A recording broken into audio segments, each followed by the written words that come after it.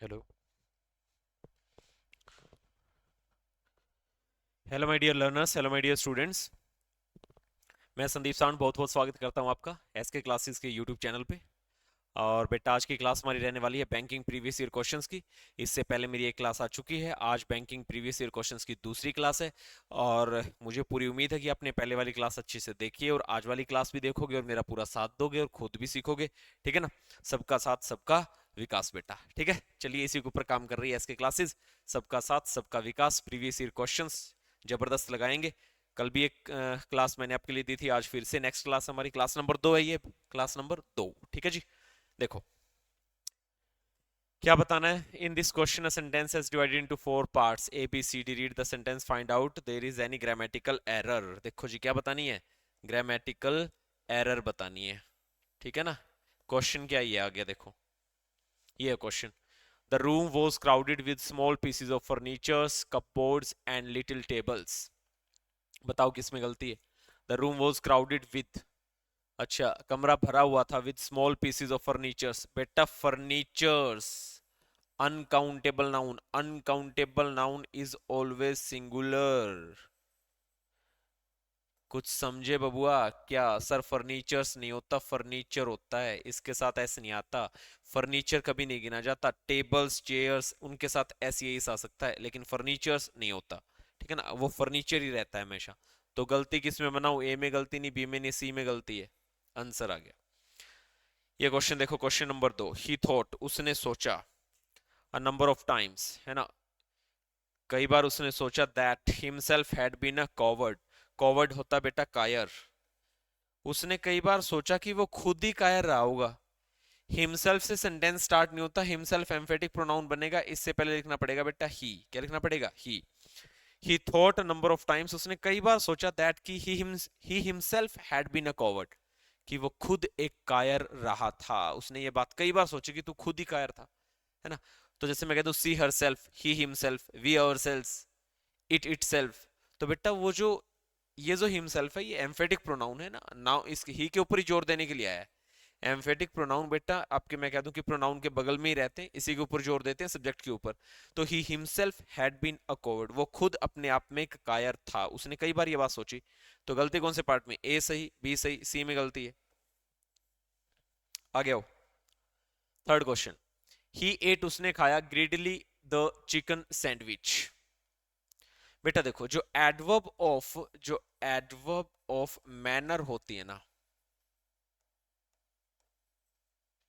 Adverb of manner, या तो ये आती है ऑब्जेक्ट के बाद,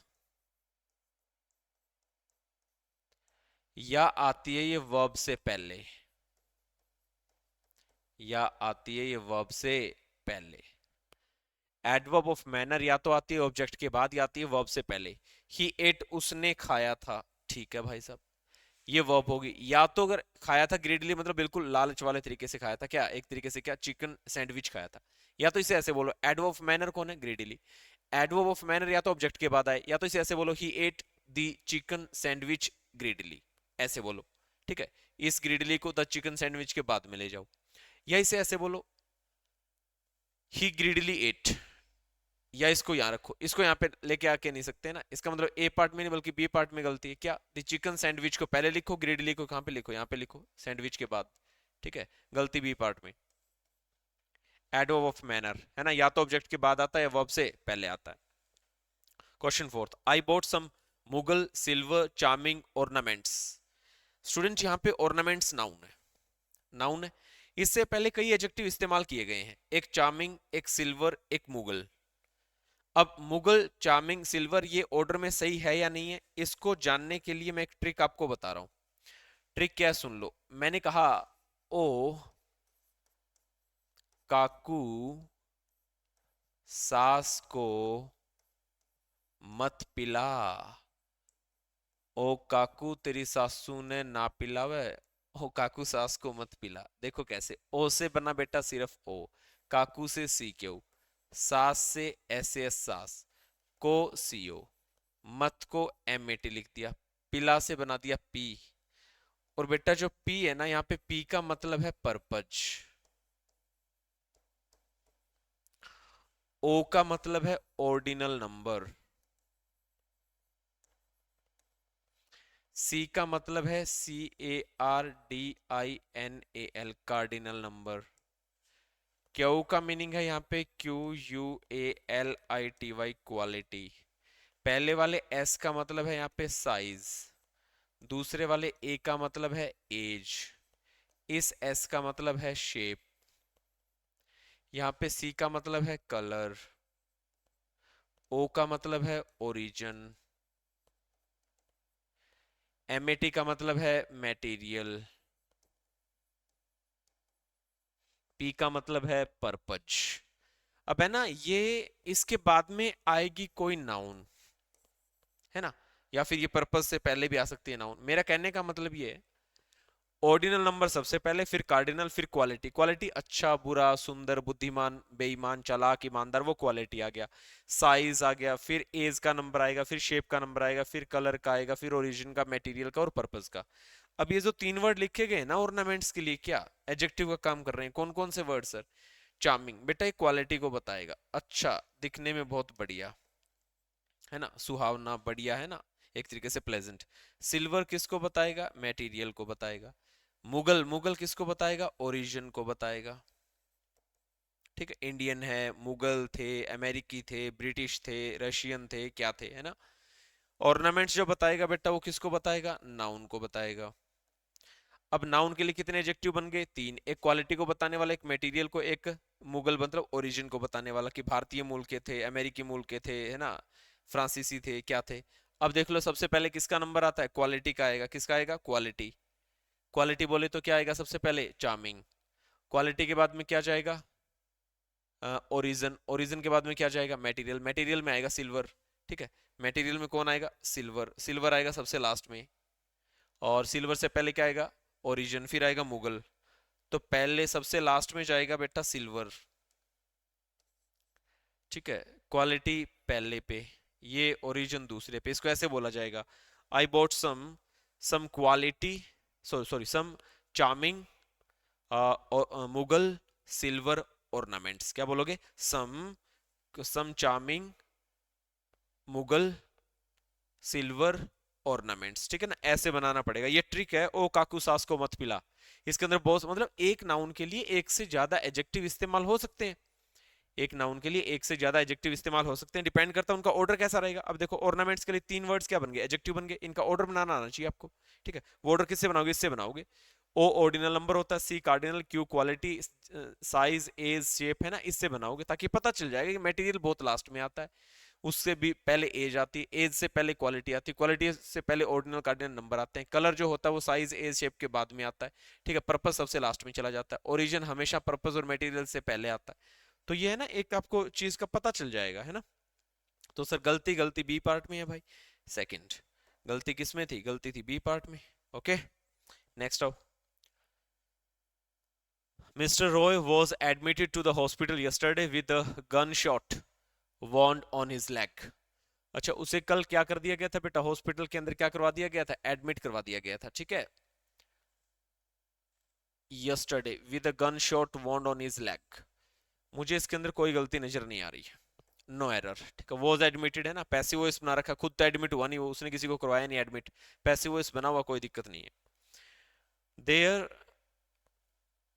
अच्छा, there is a morning Rajdhani train that making the trip from Kolkata to Delhi in less than 10 hours. अच्छा, 10 घंटे से कम में कोलकाता से दिल्ली पहुंचा देती है। कौन? Rajdhani train. There is a morning Rajdhani train that making थोड़ी ना आएगा, that makes the trip, that makes the trip routine action है इसका, है ना, ये कहां से कहां चलती है?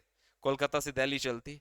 कोई ऐसा वर्ड है नहीं जो इसको पास्ट में ले जाए, तो प्रेजेंट इंडेफिनिट टेंस है। दैट मेक्स कौन? Train makes the trip, train makes the trip, है ना, मेकिंग नहीं आएगा। तो गलती ए पार्ट से, ये बी पार्ट से, ये सी पार्ट में गलती है, थर्ड आ जाएगा। ठीक है, next, fill in the blank with correct word. Correct word से बताना है भाई। देखिए, the problems associated with the abandonment. अच्छा, पहले तो तुम्हें अबंडनमेंट का मतलब बता दूं। अबंडन वैसे त्यागना होता है, अबंडनमेंट होता है बेटा पूर्ण त्याग, दुनियादारी सब कुछ छोड़ दिया भाई, अबंडनमेंट। ये कहता है the problems associated with abandonment are so common, वो इतनी कॉमन होती है, विद सच ग्रेव, ग्रेव का मतलब और बता दूं, ग्रेव होता है बेटा सीरियस। जैसे मैं कहीं पे ऐसा लिख दूं ना, grave concern, GRAVE, grave concern, इसका मतलब होता है गंभीर चिंता। क्या होती है? गंभीर चिंता होती है ग्रेव कंसर्न। ओके, तो सच ग्रेव क्या आएगा? तो ये कहता है जी प्रॉब्लम्स जो जुड़ी हैं पूर्ण त्याग से आर सो कॉमन, इतनी कॉमन है विद सच ग्रेव, कि उनके अंदर इतनी सीरियस क्या होती है बेटा? Reciprocation, serious result, serious propaganda, intimidation होता है बेटा, डराना धमकाना,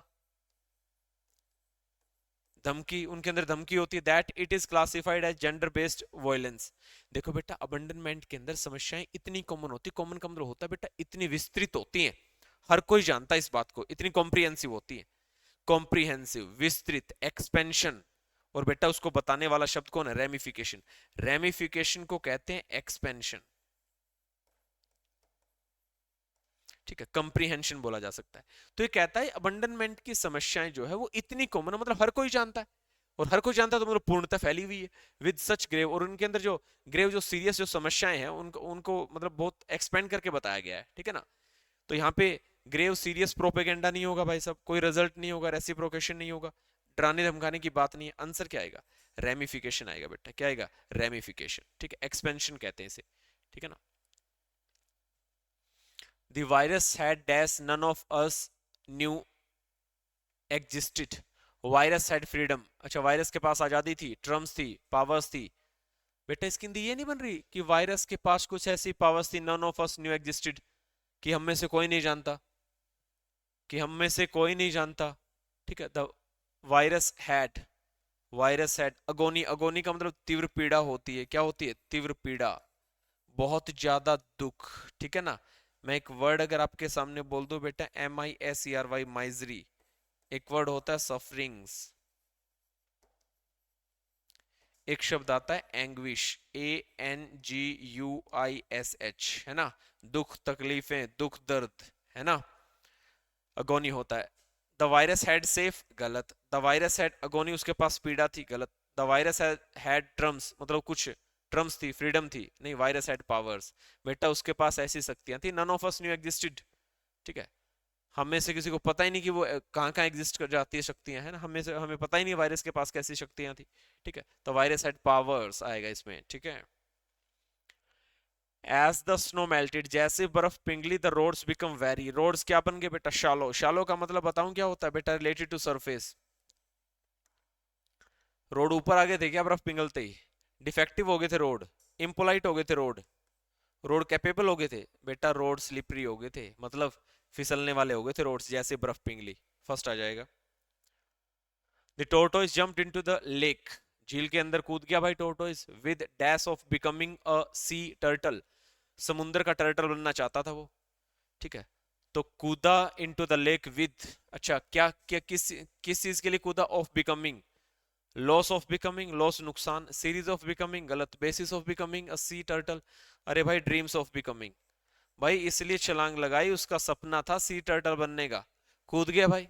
ठीक है, छलांग लगा दी, समुद्र का प्रधानमंत्री बनना चाहता था टोर्टोइस। ठीक है, dreams of becoming a sea turtle, बेटा सपने थे उसके।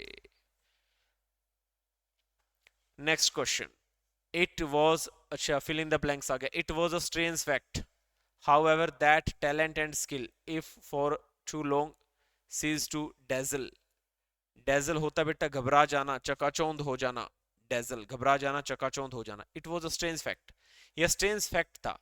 ये however बेटा एक बार कोमा लाइन को डिस्कनेक्ट कर रहा है, एक बार कनेक्ट कर रहा है, ये एक्स्ट्रा इन्फॉर्मेशन हो सकती है, इसे आप एलिमिनेट भी कर सकते हो एक मिनट के लिए ना, थोड़ा सा रिमूव करके छोड़ सकते हो ना, थोड़ी सी देर के लिए सेंटेंस बनाना हो तो कैसे बनाओगे? It was a strange fact, ये बहुत अजीब फैक्ट था, that talent and skill, talent and skill if dash for too long ceases to dazzle, कि अगर उन्हें लंबे टाइम तक के लिए छोड़ दिया जाए तो वो रुक जाएंगी, कहां तक? डेजल, वो भी चकरा जाएंगी। कौन? टैलेंट और स्किल। तो talent and skill if suspended for too long, if spent अगर बिता दी जाए, नहीं, if displayed for too long, if surrounded अगर घेर ली जाए फॉर टू लॉन्ग, कमांडेड आदेश, नो नो नो, देखो ये स्ट्रेंज फैक्ट था that the talent and skill, ठीक है ना, टैलेंट एंड स्किल, अगर इनको इफ यदि इनको इनको क्या किया जाए, डिस्प्लेड फॉर टू लॉन्ग, अगर इनको बहुत लंबे टाइम तक दिखाया जाए, ठीक है, सीजेस टू डेजल, तो आदमी का मैं कह दूं कि आदमी का जो डेजल करना है वो रुक जाता है, वो घबराएगा नहीं, है ना। तो इसका मतलब था कि if displayed for too long, अगर इन्हें लंबे टाइम तक डिस्प्ले किया जाता था, सीज टू डेजल, तो बेटा डेजल होना सीज हो जाएगा, मतलब बंद हो जाएगा, मतलब चकाचौंध में नहीं आएगा आदमी, अगर टैलेंट को स्किल को बहुत लंबे टाइम तक दिखाया जाएगा ना, डिस्प्लेड आएगा यहाँ पे, सराउंडेड और कमांडेड से कोई बात नहीं बनेगी, सस्पेंड नहीं किया जा सकता किसको, स्किल को, और मैं कह दूं कि टैलेंट को सस्पेंडेड नहीं होगा। The novel was a great, the novel was great and he gave up his job to pursue literature. अच्छा, उस बंदे ने गिव अप की सेकंड फॉर्म लगा दी, गिव अप, छोड़ दी ही जॉब, अपनी नौकरी, टू परस्यू लिटरेचर। अच्छा, क्या करने में, लिटरेचर सीखने में, मतलब लिटरेचर को परस्यू करने में उस बंदे ने अपनी नौकरी छोड़ दी। The novel was a great, क्या था, novel was a great success. अरे बेटा उसने कोई नोवेल लिखी बनाई, वो उसकी एक बहुत बड़ी सफलता थी, और उसे लगा कि तो लिटरेचर में इस नौकरी से भी ज्यादा कर सकता है, तो उस बंदे ने क्या किया, the novel was a great success for him, है ना, and he gave up his job to pursue literature. ठीक है भाई। अच्छा, जो नोवेल थी वो बहुत बड़ी असफलता थी, असफलता होती तो नौकरी कर ही लेता वो, चैरिटी दान पुण्य नहीं था वो, वैरायटी नहीं थी वो, कंट्रोल नहीं था वो, नोवेल उसके लिए बहुत बड़ी सफलता थी बेटा, अ great success. Next, given below is a word followed by three sentences. अच्छा, एक वर्ड है बेटा जिसे तीन सेंटेंस बना रखे हैं, which consist of that word, ठीक है, उसके अंदर वो वर्ड शामिल है तीन सेंटेंसेस में। Identify the sentence which best expresses the meaning of the word, उस सेंटेंस को बताना है बेटा जो बहुत अच्छा मीनिंग देता हो। चूज ऑप्शन 5, किसके लिए, नन ऑफ द अबव के लिए 5 ऑप्शन चूज करना है। देखो कैसे, स्क्वैश वर्ड है, ठीक है, इससे कितने सेंटेंस बना रखे हैं भाई, देखना, ए, ये पहला बना रखा है, अरे ये पहला बना रखा है, ये दूसरा बना रखा है, ये तीसरा बना रखा है, ठीक है, और पूछा है भाई कितने सही गलत है, देखो। हाँ, स्क्वैश जानते हो क्या होता है, स्क्वैश, भीड़ भाड़ से गिरा होना, ठीक है। स्क्वैश का मतलब होता है बेटा कंप्रेस या फिर प्रेस, ठीक है, दबाना, ठीक है, कंप्रेस हो जाना। भीड़ में बंदे बैठे हो, हरियाणा रोडवेज की भीड़ में बहुत, मैं कहता हूँ बस के अंदर बहुत भीड़ है, और 3 वाली सीट है, उसके ऊपर भी 4 बंदे एडजस्ट हो रहे हैं ना, स्क्वैश होके, मतलब बिंच से गए हैं वो, है ना, ठीक है ना, मतलब प्रेस हो गए हैं वो, ठीक है ना। तो देखना, the spectator had to be squeezed into the hole for want of space, जो स्पेक्टेटर जो दर्शक थे ना, हैड टू बी स्क्वेस्ड, मतलब उन्हें बिल्कुल भीड़ा हो गया ना, बिल्कुल मतलब थोड़ी थोड़ी जगह में अंदर है ना, squeezed, had to be squeezed into the hole, मतलब प्रेशर हो ना, मतलब एक तरीके से दबाव में आके इस तरीके से बैठना पड़ा ना होल के अंदर, फॉर वांट ऑफ स्पेस, मतलब जगह को पाने के लिए। बात तो सही है, इसके अंदर तो हजम हो रहा है, ये कौन हजम हो रहा है, स्क्वेस्ट हजम हो रहा है इसके अंदर, तो मतलब सही बन रहा है पहला सेंटेंस, ठीक है ना, ए सही है। दूसरा, we are in no position to squeeze the shimmering tensions between the two communities, we are in no position, मतलब हम, हमारे ऐसे हालात हैं नहीं, नो पोजिशन टू स्क्वेस, बेटा स्क्वेस का मतलब प्रेस, दबाना, कम करना, किसको, द सिमरिंग टेंशंस, मतलब हम इस पोजीशन में नहीं है कि हम दो कम्युनिटीज की जो सिमरिंग टेंशंस है, बढ़ता हुआ जो तनाव है, उसको कम कर पाए, इस पोजीशन में हम नहीं है। दूसरा भी सही बन रहा है। He squeezed his car into the tree, उसने अपनी कार को प्रेस कर दिया पेड़ के अंदर, गलत, गलत, ए और बी सही है, both A and B, first आ गया, ठीक है ना। ऐसा था ये क्वेश्चन, एक वर्ड दिया, इसे 3 सेंटेंस बनाए, पूछा क्या तीनों सही है, तीनों गलत है, क्या फंडा है, 2 सही थे, A and B. Next, drowsy, पहले इसके ट्रिक बता दूं, डरोजी, डी आर ओ, डरोजी क्या, आलसी बनने से, ड्राउजी होता है बेटा आलसी। देखो पहला क्वेश्चन, सॉरी पहला sentence, although he is quite old, हालांकि वो बहुत बूढ़ा है, he is still very drowsy, वो अब भी बहुत आलसी है, बेटा कॉन्ट्रास्ट आना था इसमें, ठीक है, कॉन्ट्रास्ट आना था, यहाँ पे कॉमा है, हालांकि वो बहुत बूढ़ा है फिर भी वो एनर्जेटिक है, ये बात तो बनती, हजम होती, हालांकि वो बहुत बूढ़ा है और ही स्टिल वेरी ड्राउजी, और वो अब भी आलसी है, नहीं बनी ना बात, ठीक है। जैसे मैं कह दूं, ऑल्दो ही वर्कड हार्ड, हालांकि उसने कठिन मेहनत की थी, कोमल लगा के मैं बोलूं he couldn't pass the exam, वो पेपर पास नहीं कर सका, मतलब इसमें अगर यहाँ पे पॉजिटिव नेगेटिव कॉन्ट्रास्ट आएगा, कॉन्ट्रास्ट दिखा नहीं रखा, ये तो गलत है, ये तो गलत है, वहां पे एनर्जेटिक लिखता, क्या पता ये सही हो जाता। ही हैड रिगेन कॉन्शियसनेस, उसने कॉन्शियसनेस रिगेन कर ली, but was drowsy and uncomfortable, ये ठीक है भाई, कॉन्शियसनेस तो उसने रिगेन कर ली थी, बट वो अब भी आलसी और अनकंफर्टेबल था, भी मुझे सही लग रहा है।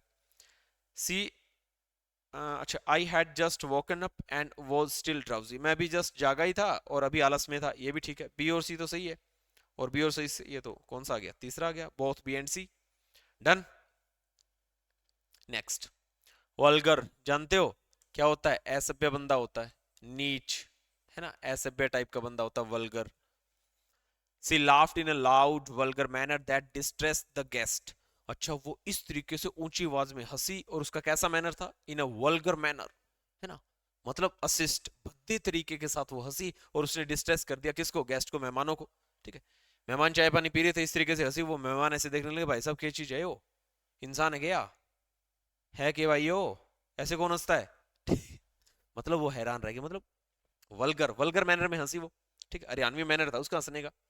इसका मतलब सर जी, इसका मतलब ये तो फिट बैठ रहा है इसमें, ये वर्ड तो फिट बैठ रहा है, सेंटेंस सही बन रहा है। द क्राउड फेल्ट हैप्पी, अच्छा भीड़ ने अच्छा महसूस किया, खुश महसूस किया, एंड वल्गर आफ्टर चीयरिंग, अच्छा happy positive sense, and vulgar negative, और बेटा एंड तो सेम सेम सेंस को जोड़ेगा, पॉजिटिव था तो पॉजिटिव आना था, नेगेटिव था तो नेगेटिव आना था, एंड नेगेटिव पॉजिटिव जोड़ता ही नहीं, बट आना था या तो यहाँ पे, गलत।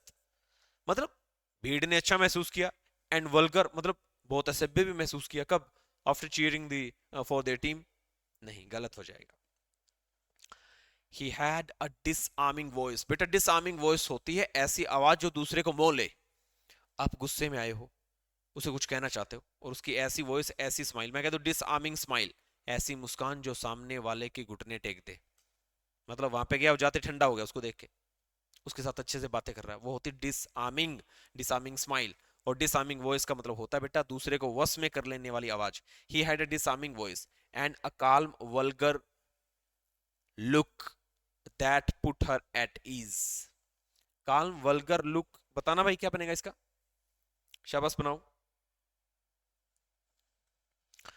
उसकी ऐसी आवाज जो दूसरे को मोह लेती थी, एंड काल्म वल्गर, अरे बेटा calm positive sense, vulgar negative, positive negative, अरे कॉन्ट्रास्ट गलत है यार, पॉजिटिव नेगेटिव एक साथ कैसे आ जाएंगे, वल्गर लुक भी हो गया, काल्म लुक भी हो गया, गलत। ठीक है, बी सी कैंसिल, ओनली ए, ये रहा। ठीक है, इससे तो सिर्फ एक ही सेंटेंस बनेगा बेटा, कौन सा, ए वाला, ए वाला फिट बैठ रहा है, बाकी गलत है सारे। कॉशियस, कॉशियस मतलब अलर्ट,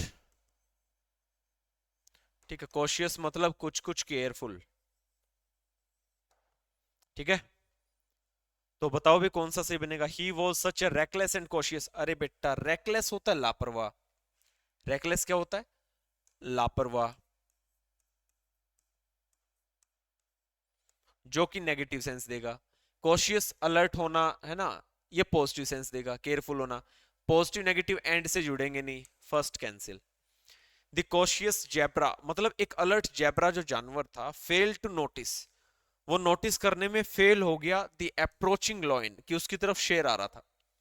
बेटा अगर ये जेब्रा कॉशियस होता तो ये नोटिस कर लेता ना कि तेरी तरफ शेर आ रहा है, इसने तो घूंट मार रखी थी जेब्रा ने तो, जेब्रा तो तीन तीन चार चार पैग लगा के, है ना, सामने शेर आ रहा, नोटिस ही नहीं किया इसने, इसने गाड़ दे भाई शेर ने। ठीक है, आज जंगल के राजा को मैं भी वश में कर लूंगा, जेब्रा ऐसे कह रहा है, क्यों, क्योंकि बेटा जेब्रा कोशियस नहीं था, और इसने कह रखा है कोशियस जेब्रा, अगर बेटा जेब्रा कोशियस होता तो वो फेल नहीं, वो तो फिर सक्सेसफुल होता नोटिस करने में कि शेर उसकी तरफ आ रहा है, और कोशियस जेब्रा तो फेल्ड हो गया, तो इसका मतलब बेटा कोशियस जेब्रा नहीं था, ये तो ड्राउजी जेब्रा था, कोई आलसी जेब्रा था, गलत, सेंस नहीं बनी। हर कोशियस एटीट्यूड इरिक्ट हर मदर, अच्छा उसका है ना बहुत सावधानी वाले एटीट्यूड है ना, इरिट कर देता है हर मदर, उसकी माँ को सताता था, किसका, उस लड़की का बहुत ज्यादा कॉशियस एटीट्यूड, छोटी छोटी बातों को लेकर के वो बहुत सीरियस थी। एज जैसा कि सी न्यू जानती थी, दैट वन डे एक दिन it would get her into trouble, बेटा एक बात बताओ, अगर उसकी बेटी का, अगर उसकी बेटी का हर कॉशियस एटीट्यूड इरिक्ट हर मदर, अगर उसकी बेटी का बहुत अच्छा एटीट्यूड था, बहुत अच्छा रवैया था, कि क्या गलत होने वाला है, क्या सही होने वाला है, मैं ये बोल दूंगी तो सही रहेगा, गलत रहेगा, गैस से कैसे बात करनी है, मम्मी पापा से कैसे बात करनी है, अजनबी स्ट्रेंजर से क्या कहना है, बाहर कहीं जा रहे हैं तो कैसे अप्रोच करना पड़ेगा, कैसे बोलना पड़ेगा, कैसे रख रखाव करना है। तो बेटा ये तो इसका रवैया सही था।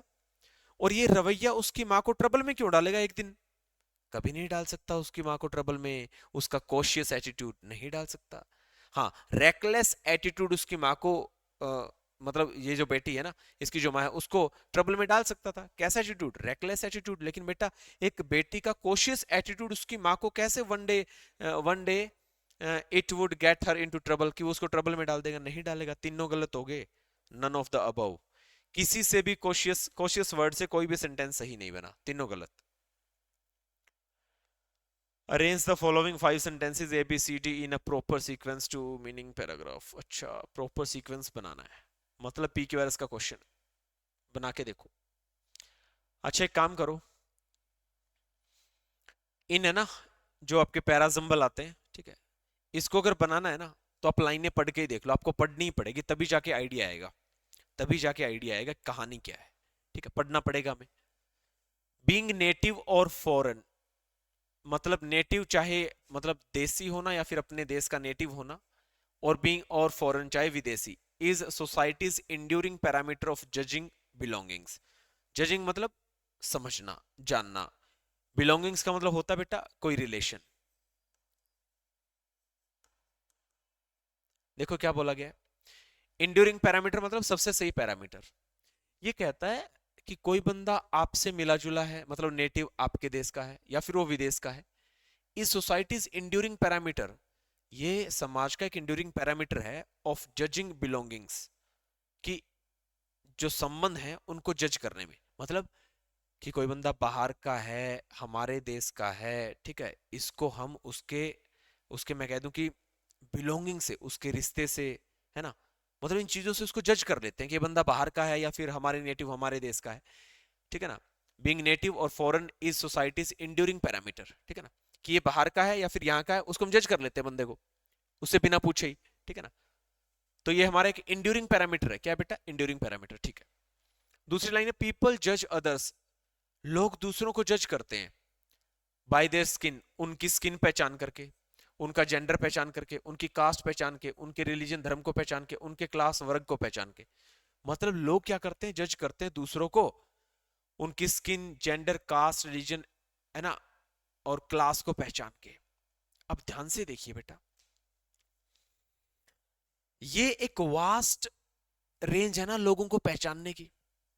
सबसे पहले एक बंदे ने कहा कि लोग दूसरों को जज करते हैं, किससे? उनकी स्किन से, जेंडर से, कास्ट से, रिलीजन से, क्लास से। और फिर बेटा वो ये कहेगा कि हम उनको जज कर लेते हैं नेटिव और फॉरेन से भी। किससे? नेटिव और फॉरेन से। बीइंग नेटिव और foreign societies enduring parameter of judging belongings. ठीक है। तो इसका मतलब बेटा ये जो बात है ना, बी वाली जो लाइन है कि लोग दूसरों को कैसे जज करते हैं, ये एक जनरल लाइन होगी बेटा, जनरल लाइन होगी। ये क्या होगी? जनरल। और हमें जब ये, और ऊपर वाली लाइन क्या है? नेटिव और फॉरेन। इसमें सारी बात बता दी कैसे जज करते हैं, इसमें बता दिया नेटिव और फॉरेन से भी जज करते हैं। तो सबसे बड़ी और वास्ट और जनरल लाइन कौन सी? बी। जनरल लाइन कौन सी बेटा? बी। और एक छोटी या फिर स्पेसिफिक लाइन कौन सी बेटा? ए। ए क्या बनेगी? एक स्पेसिफिक लाइन। स्पेसिफिक लाइन कौन बनी? ए। ठीक है। A specific, B general. B के अंदर बहुत बड़ी वास्ट एप्लीकेशन बता दी है ना, एक एक्सपेंशन दे दिया, और इसके अंदर एक स्पेसिफिकेशन दे दिया। और हमें बेटा, हमें है ना जनरल टू स्पेसिफिक ही जाना होता है, जनरल टू स्पेसिफिक जाना पड़ता है। किसके अंदर? जब हम पैराजंबल बनाते हैं, ठीक है ना, इनके अंदर जनरल टू स्पेसिफिक। ठीक है ना। मैं कह दूं भारत एक ऐसा देश है जहां हर महीने कोई ना कोई त्योहार आता है। और फिर मैं कहूं यहां होली तीसरे महीने में मनाई जाती है अक्सर। पहले लाइन कौन सी आएगी? यहाँ होली तीसरे महीने में मनाई जाती है। होली, होली का जिक्र कर दिया, स्पेसिफिक। और भारत त्योहारों का देश है, हर महीने त्योहार आता है, वो जनरल बात होगी। तो जनरल बात पहले आएगी कि भारत त्योहारों का देश है, हर महीने कोई ना कोई त्योहार आता है, और होली हम तीसरे महीने में मनाते हैं ज्यादातर। तो वो स्पेसिफिक लाइन होगी। तो पहले जनरल आएगी, फिर क्या आएगी? स्पेसिफिक आएगी। इसका मतलब बी और ए का कहीं ना कहीं नाता है, बी और ए का बेटा कोई ना कोई रिलेशन है। ठीक है। मैं अभी तक ये तो नहीं बता रहा कि बी के बाद ए आएगा, ए के बाद बी आएगा, अभी मेरे लिए दोनों चीजें हैं। बी फर्स्ट लाइन भी हो सकती है, सेकंड भी, ए फर्स्ट भी सेकंड भी, ठीक है। लेकिन अभी तक 90% अगर सोच सोच के चले तो बेटा हम लोगों को इन बहुत सारे तरीकों से पहचानते हैं। और फिर हमारा एक इंड्यूरिंग पैरामीटर है, एक ये भी तरीका है, ये भी एक पैरामीटर है। इसका मतलब पहले बहुत सारे तरीके और फिर कहूंगा नेटिव और फॉरेन भी हमारी सोसाइटी का इंड्यूरिंग पैरामीटर है कि हम लोगों को पहचान लेते हैं। तो मुझे लगता है जहां तक मुझे लगता है कि बी जनरल लाइन है और ए बेटा स्पेसिफिक लाइन है। बी के बाद ए आना चाहिए, बी के बाद क्या आना चाहिए, ए आना चाहिए। ठीक है, मैं इसके साथ अप्रोच करूंगा। आगे देखते हैं। अब है unfortunately ecology is also now अ, अब देखो बेटा हमें एक चीज और मिल गई, गजब। क्या? लोगों को पहचानने के तीन तरीके, दोनों में भी पहचानने की बात हुई जजमेंट की, ए और बी लाइन में, सी में भी जजमेंट की बात है। देखो क्या, पीपल जज करते हैं दूसरों को skin, gender, caste, religion, class से, ठीक है। फिर लोग दूसरों को पहचानते हैं किससे, नेटिव और फॉरेन वाले तरीके से, ये बी ये ए। फिर कहता है अनफॉर्चुनेटली, दुर्भाग्यवश ये लोगों लोगों को नहीं पहचानते। दुर्भाग्यवश ecology is also now a realm of judgement. बेटा इकोलॉजी को भी जज किया जा रहा है, ठीक है। इकोलॉजी भी, इसका मतलब ऐसे फील्ड क्षेत्र होता है ऑफ जजमेंट, इकोलॉजी भी जजमेंट का क्षेत्र है, ठीक है। इकोलॉजी को लेकर के भी हम जजमेंट कर सकते हैं, ये पौधे वनस्पति यहाँ की, ये फसल यहाँ की, ये फसल यहाँ की, ठीक है। ये अनाज यहाँ पैदा होता है, ये देश होगा, ये अनाज यहाँ पैदा होता है, ये देश होगा। जैसे मान लो बेटा किसी बंदे की स्किन कलर बहुत ही ब्लैक है, बहुत ज्यादा, नाइजीरिया, साउथ अफ्रीका, दक्षिण अफ्रीका की साइड से, पहचान लेंगे ना, ठीक है। जहां पे मैं कह दूं कि आपके नारियल नारियल ज्यादा होता है, मतलब गोवा की साइड या फिर कुछ ऐसे मैं बोल दूं स्टेट्स, राज्य है ना, जो तटीय क्षेत्र है ना, जो कोस्टल रीजन्स है, एरियाज है, वहां पे ऐसा होगा ना, आंध्र प्रदेश, गोवा के आसपास। तो कहने का मतलब हम जेंडर से, कास्ट से, रिलीजन से, किसी ने पगड़ी बांध रखी है, हम सोचें क्या ये सिख है। उसी तरीके से बेटा हम जजमेंट करते हैं किसका, इकोलॉजी का भी जजमेंट कर लेते हैं, ठीक है। कैसे? ये देखो उनके ट्रीज, पेड़ पौधों से, ठीक है ना, कि वो पेड़ पौधे क्या है, एलियन है या फिर एग्जोटिक है, ठीक है। वो पेड़ पौधे विदेशी हैं कैसे, तो हम किसका जजमेंट कर लेते हैं बेटा, किसका, इकोलॉजी का भी जजमेंट कर लेते हैं। मीन्स टू से पेयर बन गया, पहले बी फिर ए फिर सी, ऐसा तो बनेगा ही बनेगा, ठीक। डी और ई को पहचानिए जरा, देखो। Some criticize the feeling and sympathize with the forest, others join the tree, remain silent about the felling. अच्छा, and the Nilgiri administration recently, अच्छा, judged, एक फिर से वर्ड आ गया, जज, अ फॉरेस्ट। बेटा एक नीलगिरी एडमिनिस्ट्रेशन ने जज किया है अ फॉरेस्ट को। एक चीज और बता दूं मैं तुम्हें, जब ए या एन आर्टिकल आता है ना किसी नाउन के साथ, तो वो ज्यादातर फर्स्ट लाइन आती है। अगर मैं दो लाइन, अगर किसी में उसी नाउन के साथ द आर्टिकल है ना, तो वो दूसरे नंबर पे माना जाएगा। जैसे I bought a pen, the pen was of red colour, मैंने एक पेन खरीदा, ये पहली लाइन बनेगी। The pen was of red colour, the pen was of red colour, ये दूसरी लाइन बनेगी। इसका मतलब जिसमें फॉरेस्ट से पहले ए आया हुआ है वो पहले आएगा, और जिसमें फॉरेस्ट से पहले दा आया हुआ वो दूसरे नंबर पे जाएगा। ये छोटे छोटे हिंट पहचान लो बेटा, ये छोटे छोटे हिंट पहचान लो। बी ए सी पहले डिसाइड कर चुके थे, ए फॉरेस्ट वाली लाइन है ई, और दा फॉरेस्ट वाली लाइन है डी। कौन सी? डी। बी ए सी ई डी, बी ए सी ई डी, ये बन गया मेरा। क्या बन गया मेरा? बी ए सी ई डी बन गया। पता चला कैसे बनाया? अब है ना पांचों के पांचों क्वेश्चन के आंसर आ जाएंगे। कैसे बनाया? जनरल स्पेसिफिक वाली चीजें कि लोगों को पहचानते, स्किन, जेंडर, कास्ट, रिलीजन, बहुत वास्ट। फिर हम लोगों को पहचानते नेटिव और फॉरेन से। फिर हमने लोगों को नहीं, किसको पहचाना शुरू कर दिया? इकोलॉजी को भी पहचाना शुरू कर दिया, बी ए सी। और फिर डी और ई को कैसे बनाया? अ फॉरेस्ट और द फॉरेस्ट से हमने इसको बना लिया, ठीक है, बी ए सी ई डी। अब फटाफट से आंसर डिसाइड कर लेते हैं। क्या सबसे पहली लाइन क्या होगी? बी, दूसरी ए, तीसरी सी, चौथी ई, पांचवी डी। आंसर देखो। अरे भैया कहाँ गए?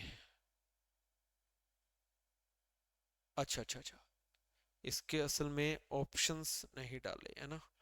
चलिए, असल में है ना इसके जो क्वेश्चंस बनने थे बेटा वो ऐसे बनने थे, है ना, क्वेश्चंस डाले नहीं, कोई बात नहीं, ठीक है। इसके है ना ऐसे बनने थे कि फर्स्ट लाइन कौन सी होगी। मान लो इससे 5 क्वेश्चन राइज हो सकते हैं, मैं आपको बता देता हूँ, ठीक है, कहीं ना कहीं मिस हो गए वो। इसके साथ है ना 5 क्वेश्चन जो आपके बनेंगे वो ऐसे बनेंगे कि फर्स्ट लाइन कौन सी होगी, सेकंड कौन सी होगी, थर्ड कौन सी होगी, फोर्थ कौन सी होगी, है ना। तो फर्स्ट होगी बी, सेकंड होगी ए, थर्ड होगी सी, फोर्थ होगी ई, और पांचवी क्या होगी, डी। समझ गए? ठीक है बेटा। चलिए, और इसके बाद बेटा जो हमारी जो नेक्स्ट क्लास आएगी, और मैंने है ना एक तो आपको प्रीवियस ईयर क्वेश्चंस की क्लास पढ़ा दी, दूसरी क्लास ये फिनिश होगी प्रीवियस ईयर क्वेश्चंस की बैंकिंग की। उसमें भी 20-21 क्वेश्चन थे, इसमें भी कम से कम 20-21 क्वेश्चन आ गए। ये मान के चलिए कि इसके अंदर 5 क्वेश्चन छिपे हैं, पहले लाइन कौन सी, दूसरी कौन सी, तीसरी, 5 क्वेश्चन तो ये हो गए, और 5 और इससे पहले 17 और 5 22, कुल मिला के मान के चलिए कि यहां तक 22 क्वेश्चन हो गए। और इससे पहले जो बैंकिंग प्रीवियस ईयर बनाई थी उसके अंदर पहली क्लास में 21 क्वेश्चन थे। तो 20-21-22, 20-21-22 ये हमारे क्वेश्चंस चल रहे हैं। अच्छा, अब है ना जो कॉमन एरर जो क्वेश्चंस है ग्रामर के, वो तो उसकी तो एक वीडियो बन रही है, और पैसेज की वीडियो बेटा अलग बन रही है। कल पैसेज की एक वीडियो बनाई थी, ठीक है ना, और उसके अंदर पैसेज की सीरीज चलेगी, इनके अंदर क्या है, आपके ग्रामर के क्वेश्चंस की सीरीज चलेगी, एंटोनियम, सिनोनियम्स, क्लोज टेस्ट, है ना, जंबल, है ना, इस टाइप के। ये किस में चलेंगे, ये आपके चलेंगे 1 से लेकर के 22 तक के क्वेश्चंस में। और पैसेज की जो वीडियो होगी वो अलग मिलेगी बेटा, है ना। तो पैसेज की अलग वीडियो चलती रहेगी, और ये क्वेश्चंस की प्रीवियस ईयर बैंकिंग क्वेश्चंस की वीडियोस अलग चलती रहेगी, ठीक है। चलिए बेटा, मिलते हैं नेक्स्ट क्लास के अंदर।